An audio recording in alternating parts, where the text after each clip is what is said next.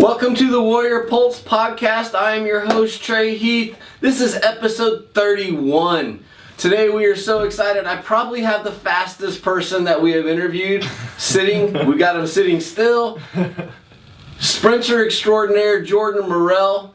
Jordon is a senior here at Weber, so we're going to talk about school life. We're going to talk about his character. We're going to talk about training for sprinting and just some general information. Jordon, welcome to the podcast. Glad to have you. Glad we get you to slow down and sit down and talk to us for a while. Give us a little bit of, you're a senior, you're graduating, well actually at this point you have graduated and you've moved on with life. So what does the future look like now that you're a graduate? My goal is to work in the Parks and Rec. I want to be a sports coordinator, so I want to help plan events, youth leagues, anything to help with the community. That's what I want to do. So that's awesome. So you got your degree in sport business management. You pretty good work study there. You're working with Dr. Farshman. So between Dr. Farshman and Dr. Aaron, those two, you are the epitome of what sport management is, because so many people think sport management, oh, I'm going to get to hang out and watch. No, sport management, you're working behind the scenes. And the fact that you have said you want to work doing that organization already goes into some of the thoughts that I had regarding this podcast. Seeing some of the awards you have received, your character, so much can go into, hey, I'm an athlete. Your character seems to be so much more prevalent in the information I was able to get from other people. So what makes you want to do that versus worrying about Jordon Murrell? Well, growing up, my mom, she's a teacher, kindergarten teacher, so she serves the community through education. My dad is a police officer. He served the community through law enforcement for 31 years. So seeing that, how they were able to contribute to the community, I wanted to contribute as well, but through sports. I've been raised up through sports, seen my uncles, my aunties, my parents even play sports, and that's something I love doing, and giving back, that's what is all matters for me. Hey, shout out to all the educators out there. My mom was an educator for 30-something years. She's still in the classroom today as a paid volunteer, so I don't really know how she volunteers. My brother-in-law is a law enforcement officer, so you guys that serve the community, you're getting a new one. You're getting a new one in here.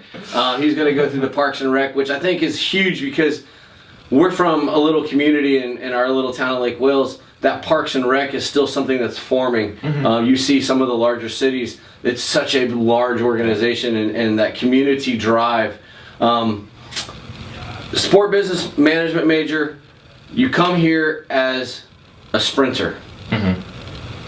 Were there any other sports that appealed to you, or why did track and field hold that for you? I was originally supposed to come here for basketball as well, but I've seen that two sports was probably going to be a lot, and well, my initial thought was I wanted to do track because I still felt like I had unfinished business from high school. I never felt like I reached my full potential, so track was that next step to give me that opportunity to finish what I wanted to do. And Coach Andrews, shout out to Coach Andrews, he was the only coach that reached out to me regarding track, so I appreciate him for that, giving me the opportunity and seeing that potential in me. Hey, he's 1 year older, but he's still amazing. Coach Andrews, we actually did an interview with him, an unbelievably deep interview with him not too long ago, and you can tell his passion for his athletes really shows, and I think that stuff wears off. And being a track athlete, I'm going to talk to you a little bit about that, because to me it's like it's such a lot of training for such a short period of competition. But you were the team captain since you were a freshman. Yes. That shows, and also you were the recipient of the NAI Outdoor Track and Field Champions of Character Award as only a freshman, becoming the first Warrior to earn this award. So you came in with this toolkit already kind of filled up. Where do you, because you're the captain, you're receiving these awards as a freshman, where did that come from? Does it go back to the mom and dad? It definitely goes back to the mom and dad. My parents always told me it's better to give than receive. So I don't even when I'm busy, I still take the time to help someone out because you never know what they're going through. So just seeing that, and I was a mentor at the Babson Park Elementary School. So just seeing a smile on a kid's face, you know, enjoying them, like playing around with them, it's just, that's all that counts for me. So it all goes back to the parents. Okay. Yes. Well, let's get into this real quick because this is something, there is a rare combination. We see it, I don't care the sport, we see it. You can be a really good athlete and you can be a really good character. But it's really hard to because being a really good athlete is a selfish endeavor. You have to, you know, you give up a lot to be that good. But when you're working, volunteering your time, you're also giving up a lot. Right. How do you become a really good athlete and a really good community servant, for lack of a better term, and combine those to be successful? For me, it's more about having that balance. You know, I also have on top of homework and other extracurricular activities, but I'm able to find that balance. But it's also that inner drive that I have. It's something I've had ever since middle school, just to always never stop. I feel like every minute there's something that could be done. So it goes back to that, having that drive and having that passion just to serve the community, but as well as focusing on myself, making sure that I like where I want to be as far as an athlete. So yeah, you said filling every minute. It makes I started getting shivers because you taking me back to my wife who can't sit still, so I started getting nervous chills there. Sorry. No, you're good. You talked about the academic side and having that homework, which that leads me to, you were both academic All-Sun Conference and Daktronics NAIA Scholar Athlete Honors in 2020. You've been a member of the Dean's List every semester. We're hoping that you finished up with the Dean's List as well. Yes, sir. You were a 2020 COSIDA Academic All-District Team. So that not only are you a really good sprinter and a really good community servant, oh, by the way, you're making good grades and you're being recognized conference-wide and for that. Do you feel like it's something that as you move forward into the real world and you leave the sweet confines of Weber, do you feel that you can maintain, now you're not going to have to worry about grades so much, but do you feel that you can still maintain your desire to be good, your community service, and whatever else you throw in? Yes. The academics come from my brother and sister. They were always smart, and then you know, I was like, here. So then in 7th grade I just developed this habit of always doing my homework before I go out to play, go out to practice anything. And I went to a private school, so that kind of helped me as well get adjusted to, it was college prep, so kind of helped me stay on top of my academics. And so when I got here, it was just a smooth sailing for me. All right. Let's jump into some of the athletic stuff. You were at Outdoor Nationals competing in the 4x100 meter relay. So you've also even had that, hey, I was good enough that I got to compete on a national level. You sprinting, those track and field athletes. I've always, when I was at Weber before and we had track and field, I'd watch them. They would warm up for 45 minutes, they would train for a little bit, and then they'd cool down and stretch out for 45 minutes. And I'm like, man, they run for 10 seconds. How do you train for that? Or in the 45, you know, in the 400 meters, it's 45 seconds or whatever it is. How do you train and what do you train? Because I know that in the 100 meters, the sprints, the start is so important, and the stride and getting that. How do you train for something that the athletic portion of it is this long? How do you train for that so that you only have 9 to 10 seconds to shine? Right. Well, during the fall semester, we do more condition stuff, get our bodies in shape, you know, make sure we're in the shape that we want to be in. And then during the spring semester, that's when we go into the speed, that's when we go into the blocks, and it becomes more technical. This past track meet, I was able to run a 10.95 and 21.75, which is my PRs. So just seeing that process, I'm able to see that, okay, it's working. I've dealt with a lot of injuries here. Not sure if you're aware, but had maybe 2 hamstring injuries, a quad injury, some ankles, and also a groin. So just being able to see that the process works, staying in shape, working on my speed, just doing what I gotta do, the little things right, and it comes out to play. So let's go. You have such a good head on your shoulders and such level-headed. Has there ever been someone that you've gone up against and they have just destroyed you and you're like, oh, that's the next level? And how did you feel about that? I actually have a teammate who's pretty fast, but I already knew that coming in. I just go off with him. Every day is a chance to get better. I don't look at it as like, oh, he's fast, like, dang, I'm not there. Like, I just lose confidence.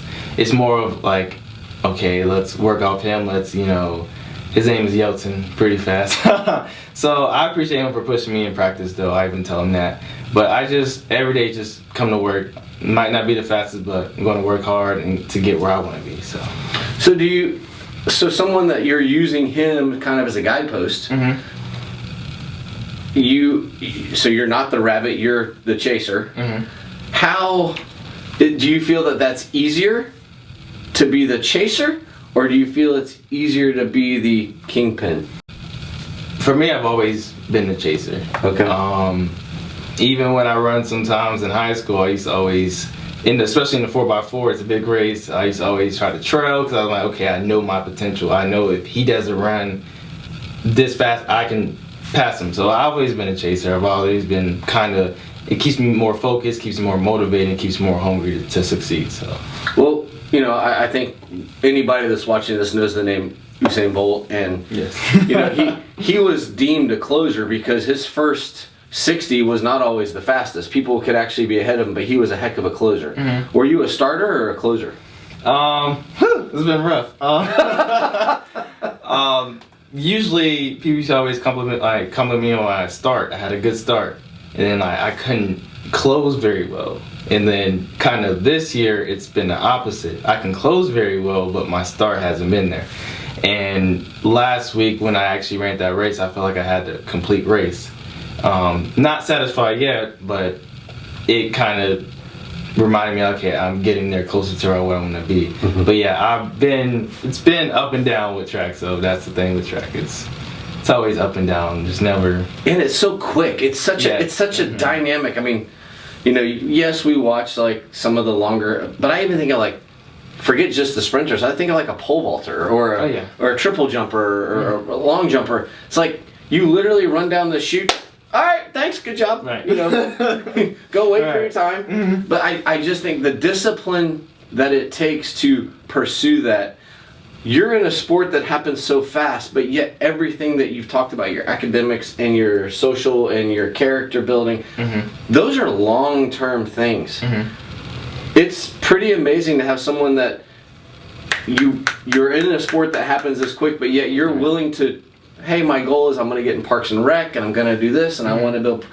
Those aren't quick things. Right. How does that mind shift from the track to real life? Well, for me, something I've gained over the years is patience. Not everything's come fast, not everything comes easy. So I've used that mentality. I'm able to transfer from track to real life. Things don't come easy in life, and I've witnessed that here. It takes time, so I think that having that mentality is something that can get me through from transitioning from track to the real world. Real quick, you talked about your injuries, and you talked about hamstring and ankles and knee and other things. Everything. How did that test your? Was there ever a moment that you felt like I'm going to quit, or was there ever a moment like I'm actually going to come out of this better? How did you do that? There was a track meet that I felt like this could be it. Have thoughts about quitting, but it's always you have to remember why you started. And that was kind of that driving force. I had many friends and teammates who supported me, and they knew my potential, and that kind of kept me got back up and kept going, regardless of the adversity I was facing. I love it, and I'm so excited to talk to a track athlete because we watch it, we see the Olympics, and for 2 weeks out of a summer every 4 years, they're the most famous athletes in the world. I mean, because we all dream we could run that fast, but we all dream we could run that fast, and seeing the work that they put in for that 4-year explosion is something that's amazing. And I believe that for you guys, yes, you have the indoor season, you have the outdoor season, but really you're running for 10 seconds, 15 seconds, depending on your discipline. You're literally coming to a school to get a degree so that you can... How many minutes have you actually competed in the 4 years, if you probably put it?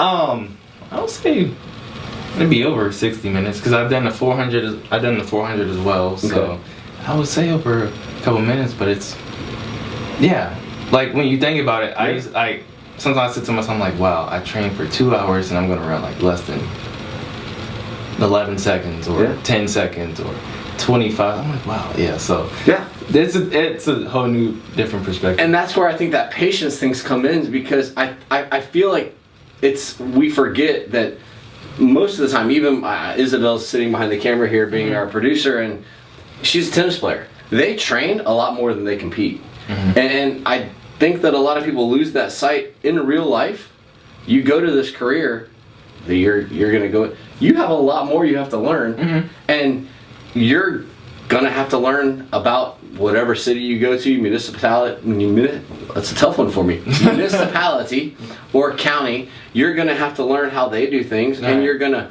go to seminars, and there's gonna be a lot of times, there's gonna be a lot more behind the scenes work than, so I think that's a great discipline tactic for you. But I've always been impressed with the track athlete because of the fact that they train so long for such a short period of time. Some of the character building stuff. I have a quote here. The truth of your character is expressed through the choice of your actions. And you talked about that earlier, volunteering at Babs Park Elementary and seeing the smiles on their faces and balancing the athletic, the academic, and that community service. Not only that, you worked at a youth camp encouraging kids to join sports and stay active, which I support. I think getting that energy out is huge. You're an RA at Weber, and you've been a volunteer for Habitat for Humanity. I think this quote epitomizes you. The truth of your character is expressed through the choices of your actions. You have chosen, instead of to always be focusing on Jordon Murrell, to focus on others and making their day happier. You kind of touched on that a little bit, but why Habitat for Humanity, and why working at a sports camp? Why do you feel it was important to get kids involved in sport? Well, in first grade, I started playing basketball. That was the first sport I ever learned how to play. And my uncle, he was actually the ref at the time. And the first game I played in, I did everything you're not supposed to do. I traveled, I double dribbled, and he, every time I did it, he would blow the whistle, he'll come to me, he showed me what I did and what I should do. And just in that moment, he took the time out of his day. He didn't have to do that. He could have just made the call and kept it going.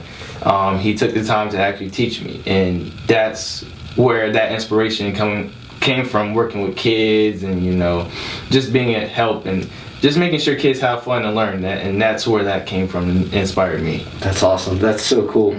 The Habitat for Humanity thing. I don't know. Have you ever heard of you're young, so I don't know, Warwick Dunn and what he did for his mom was a police officer. He played for the Bucks, and even though he is not in the NFL anymore, he's still giving houses to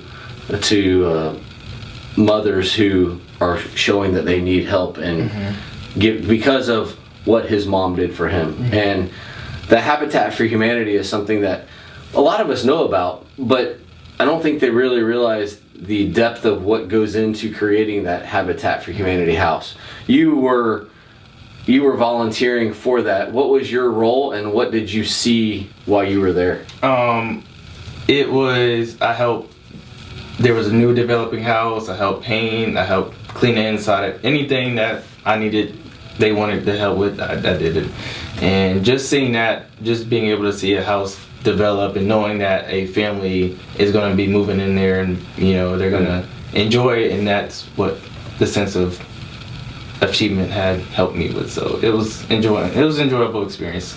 So you were the student, you were chosen as a freshman. Again, this leadership role did not come to you late in your college career. It came to you early. You were invited to be on the SAC committee, the Student Athlete Advisory Committee, as a freshman.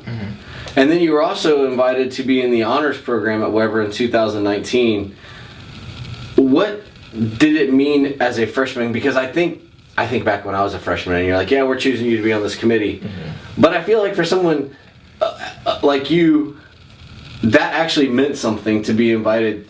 Did you feel like you had a voice? And what was your voice? Do you remember back in 2018 what you were thinking for student athletes? It was an honor to see how other staff members and faculty were able to see potential in me and at a young age. So it was an honor.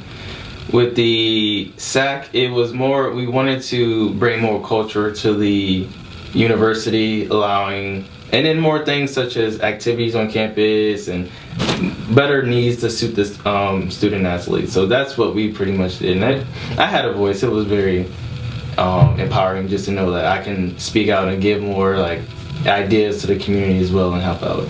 So how do you feel now that you're a senior? You've been here, you've seen some of the changes. How do you feel about the fact that there's a learning calming center, there's a Starbucks snack bar, there's the cafeteria looks completely different, the student union is not where it used to be, but it's over here. How do you feel about that? It's alumni or people who came here, they're like, wow, it looks so different at school. I'm like, yeah, you know, and just be able to see it, it's kind of like an eye-opener, like, wow, this school is changing, and, you know, it's accommodating more students, and, you know, it's becoming more of a home type feeling now. It's very enriching. You're going into a new role. You're leaving athletics per se as a competitor. You're going into a role to draw people in. Dr. Wade looks at you and says, Jordan, you are king of Weber for a day. What is something that you would like to see changed moving forward? You're leaving, but what's something you think would be a benefit to others moving forward? That's a very good question.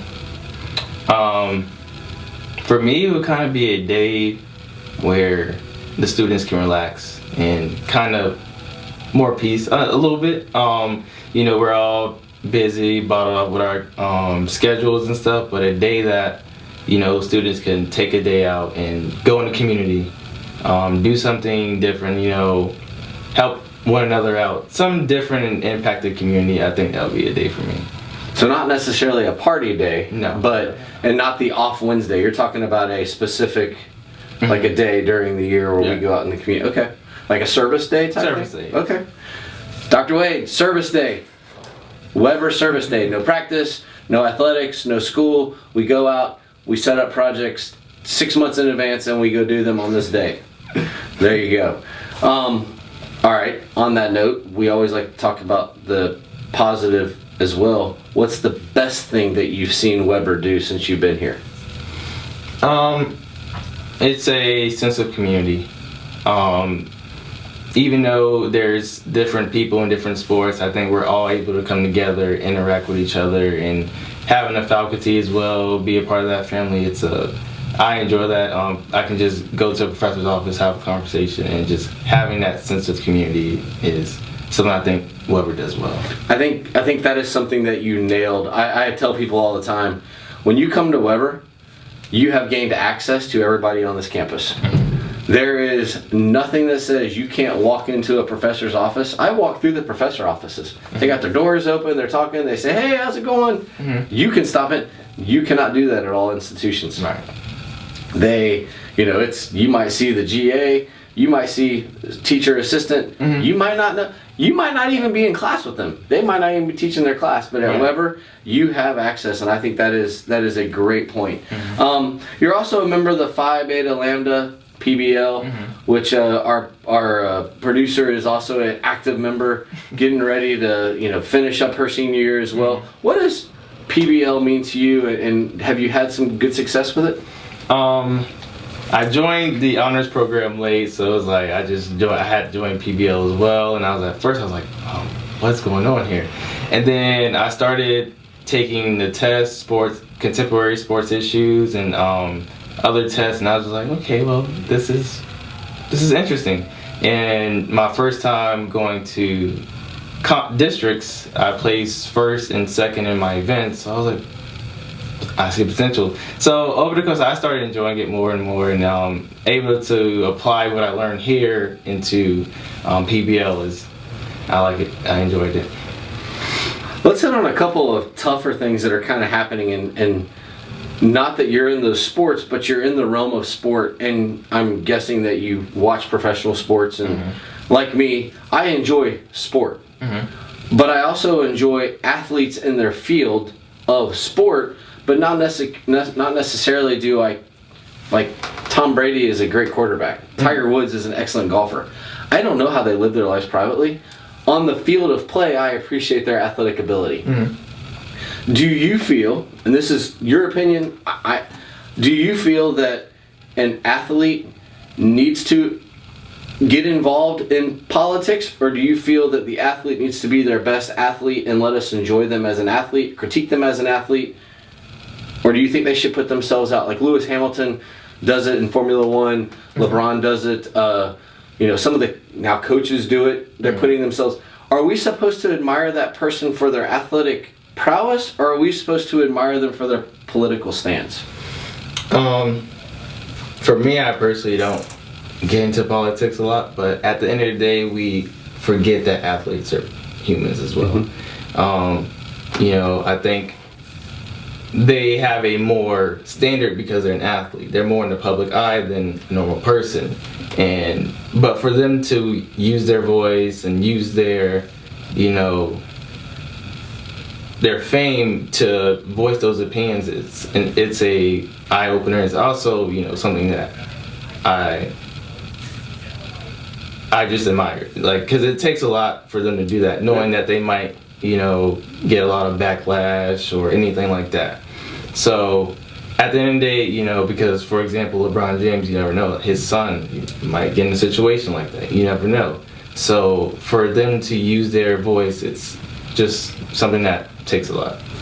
I don't disagree with you at all. I think it's tough because I don't disagree, but I also, we all have our own opinions. I don't mind that they speak, but because of their platform, it's going to get traction. Right. Yeah. And like you said, they stick themselves out there. I mean, I was listening to something the other day, and these people are so hard on we'll just stick with LeBron, but if LeBron misses the game winner, we critique him like crazy. Right. Lest we forget, he is a human. He is going to make mistakes, but we're also those same people that critique him when he hits the game winner. Oh, he's the best. He's the best. We're so fickle. But when they say something that we don't like, they shouldn't speak. Right. They're backing what they feel is right. If you and I say it, I don't know how many followers you have on social media. I don't have that many. Nothing's going to happen. Right. But when it is retweeted, requoted, they're going to get traction, so their voice is going to get heard. Do you, as a amateur athlete getting ready to go into the public world, do you feel like it's important that when you feel strongly about something that your voice be heard, or will you do your guidance and tutelage more behind the scenes? For me, I'm not more of the in the scenes person. I'm not someone who's like the face of this. So for me, I'll do most of mine behind the scene. I'm just been that person always. I don't really, not the center of the party or anything. It's just I'm always reserved and Yeah. Yes. No, and that's I'm very quiet too. I don't like being, as much as I enjoy doing these interviews, I don't like being out in public. It's not my thing. It's not my foray. But I do enjoy listening to other people's opinions. Before we get done, I've got a quote from Sierra Negrete. Once they say set, I'm in beast mode. And that goes back to track and field. Mm-hmm. When does that trigger to you when you're walking out, when you're setting in the blocks? What is it for you that made track and field, you're getting ready to run, you've done the training, and it's go time? When did beast mode occur for you? It's usually when I'm warming up. I don't really, before I warm up, I'll listen to music, but other than that, when I'm warming up, it's like my time to like focus on what I need to do, self-talk, talk to myself before the event. But it's just to get used to the environment, the gun and stuff like that. So that's when usually beast mode comes to me, and just knowing what I have to do on the track and focus and be sharp. So what does Jordon do now that track and field is over? Do you do something else for sport? Do you continue running? Do you transition into a marathon runner? I don't know about that. I don't either. I can tell you. All right. What is something that, like, track and field is? Yeah, you can go run some, I guess, open master stuff. But Mm-hmm. what do you do now to fill that athletic void going into professional life? I would still want to stay in the weight room, continue to be active, do some running. I don't think it's stringy as we do it, not as too much running as we do now, Yeah. but I still want to do running. But also, I wouldn't mind coach others who are still running track if they send me if they're like, I need tips on learning, or how's this looking, and I wouldn't mind doing that as well. So you're getting ready to run a completely different race. Yes. Have you run your last athletic race?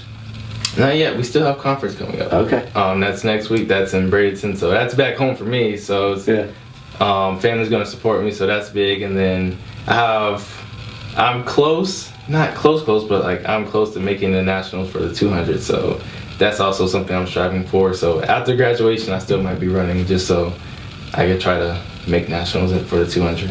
Hey, you might as well drag it on as long as you can, right? Mm-hmm. I mean, being a college athlete is something that we all underestimate. Mm-hmm. Last question.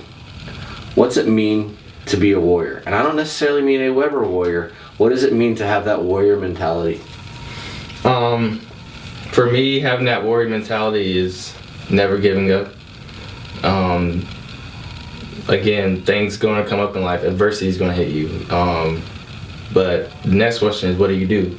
Are you going to lay down, or are you going to keep fighting? And that's what I got hit with a lot. So just being able to keep fighting, staying focused, just never giving up.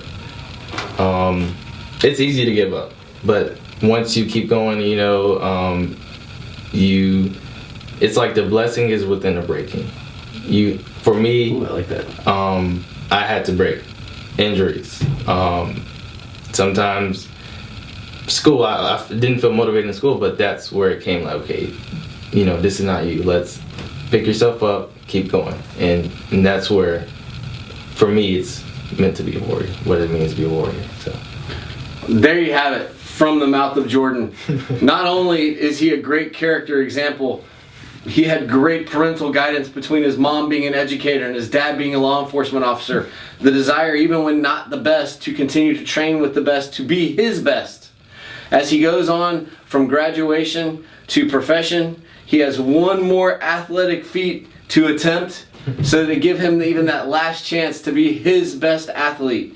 We support you. Jordon, thank you for your time, and you are going to be an awesome champion as a character moving into the real world. Thank you so much. Thank you. Thanks for joining us. We'll see you next time on the Warrior Pulse podcast.